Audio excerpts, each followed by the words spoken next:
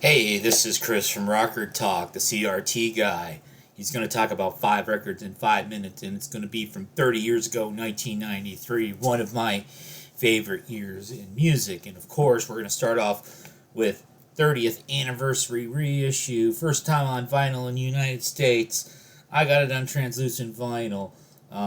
Juliana Hatfield 3, Become What You Are. Re-released on American Laundromat, originally on Atlantic. And of course, this is the one that I talk about a lot. It's got Juliana's probably most famous song, My Sister, on it. Spin the Bottle. Robert Fithin hates that song, but too bad for Robert Fithin. And you guys know that I'm a big Juliana Hatfield fan. Of course, another artist, same vintage, female singer-songwriter with that rock tinge from the 1990s. Instead of being straight out of Boston, we got straight out of Chicago. We got Liz Phair, Exile in Guyville. I actually have an original on Matador. I think I've told the story before. When I inherited my dad's record collections, this was the most surprising thing in his record collection. I know he didn't know who Juliana Hatfield was because at one point he was living in Austin, Texas in the mid 1990s. We went to a concert together. Then a couple of days later, Juliana Hatfield was playing in Austin, and I said, "Hey, do you want to go?" And he's like, "I don't know who Juliana Hatfield is, but you can go." So we went out to dinner, and he dropped me off, and I took a taxi home from that show. But apparently, he knew who Liz Phair was because when I was going through his records, I found this record there. And now I've also said this before, but kind of my take is that this is like Liz Phair's masterpiece or 10 out of 10 album. I don't really think Juliana has a 10 out of 10 album. She's just got a shitload of 8 out of 10, 9 out of 10 albums. I think Juliana has like 10 albums that are better than Liz Phair's second best album. And then we, of course, got PJ Harvey as well. This is Rid of Me. I got the album fairly recently, but I had the CD back in the day. This was the one that was recorded. I almost said produced, but you don't say produced when you're talking about Steve Albini because he is not a record producer. He is a poker player, though, and I met him one time, but it was because of poker, not because of music.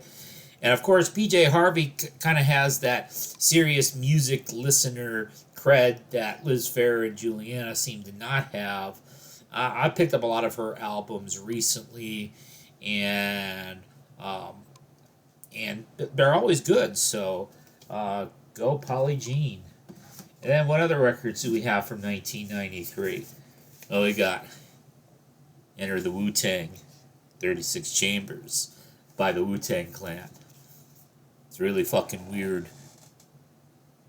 You got the Shaolin shit. You got the chess stuff. You got the mystery of chess boxing. You got WuTang Clan ain't nothing to fuck with. You got Cash Rules, Everything Around Me. And you've got like 9 fucking guys that are all rapping and they're all really cool and I can't keep track of who all they are. There's like the RZA and there's Old Dirty Bastard and there's Ghostface Killer and all kinds of other guys, the Method Man and Raekwon and yeah.